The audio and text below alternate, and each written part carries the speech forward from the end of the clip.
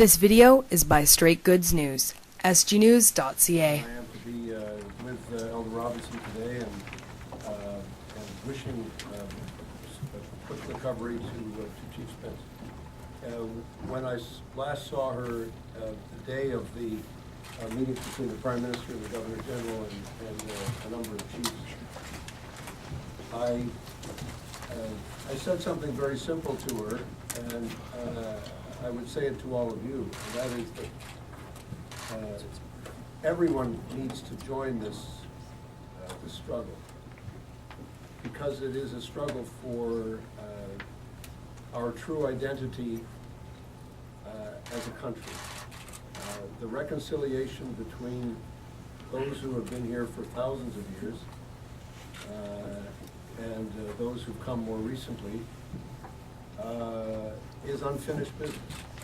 It is truly unfinished business in this country. And therefore, everyone needs to join in this struggle. And I committed to Chief Spence at that time. I said, and I'm quite prepared to sign a document to prepare a statement of commitment. And I even offered, I said, I'm sure other parties would do the same. I can't speak to the Conservatives, obviously.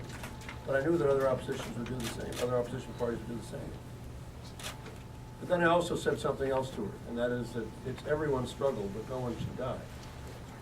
No one in this country should have to risk their health or their life for their political beliefs, for their personal beliefs, for their spiritual beliefs. And I saw this thing at the risk of going off the rails, and therefore was very determined in this last 10 days to continue a conversation.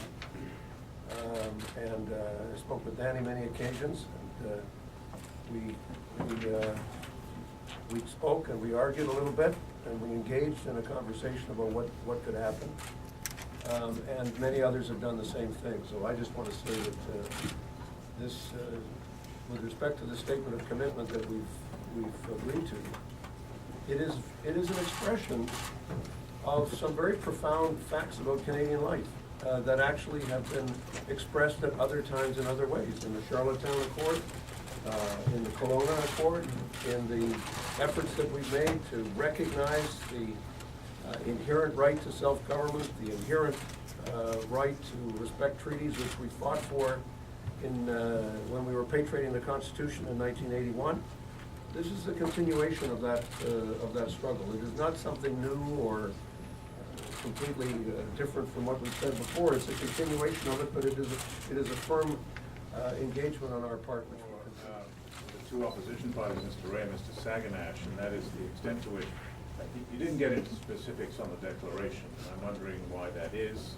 I'm wondering how committed you are to it, and whether you think it's really useful to make demands, if indeed you are making those demands, which appear unworkable, to put it kindly. I mean, what is the point of asking, for example, that the Governor General must be involved in discussions over which he has no authority, which is basically irrelevant? What is the point in asking the federal government to somehow magically wave a magic wand and impose revenue sharing on provinces which own the resources? What is the point in asking, as the declaration does, for a First Nations veto, consent to federal legislation? These things don't seem realistic. Do you really support them? I do, and I think your questions reveal, frankly, a certain lack of understanding of the nature of the Canadian Constitution, and also the realities today. I think Mr. Saganash made a very good example, and Mr. Prentice in his recent speeches about the pipeline said the same thing. He referred to clause number 8, which talks about the fact that there needs to be informed consent dealing with legislation that directly affects inherent and treaty rights. That is the law today, Terry. That's not unrealistic. That is the law of Canada. Do you think that the government of Quebec would have been able to develop a hydro in northern Quebec without the prior approval and without a treaty? Why do you think they negotiated? Why do you think it took a year to get it done? Got it done because it had to be done. There had to be an understanding. There had to be that level of consent and understanding. And by the way, that's the law of Canada, as it has been expressed and interpreted by the Supreme Court of Canada. The relationship between the Crown, and this is the 250th anniversary of the Royal Proclamation, which Elder Robinson referred to. The relationship between the Crown and the First Nations people and the Inuit people of Canada, Métis people of Canada, predates Confederation. So there should be no surprise that there's an importance attached to the Governor General playing an important symbolic and role in terms of being present and aware of discussions as they go on. No one's suggesting for a moment that the Government of Canada is not the Government of Canada. But I think it betrays, frankly, a little lack of understanding of the relationship between the Crown and First Nations to suggest that it's of no symbolic importance.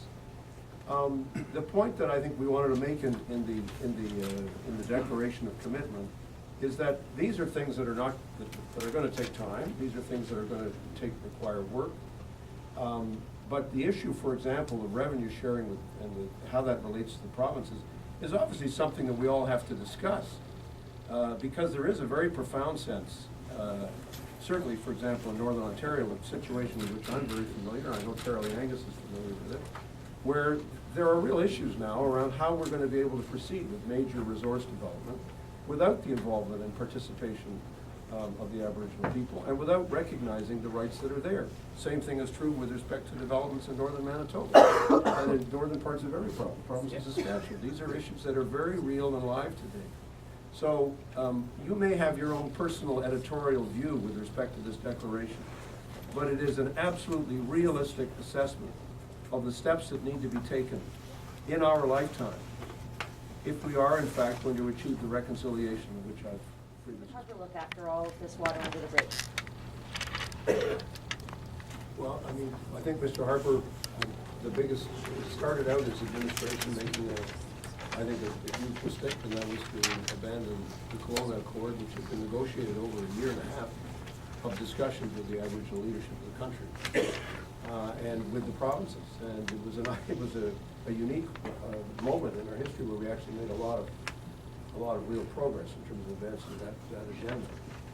And I think Mr. Harper has a very limited view of this issue, and I don't think he's showing the necessary imagination and leadership to deal with it in a way that it has to be dealt with.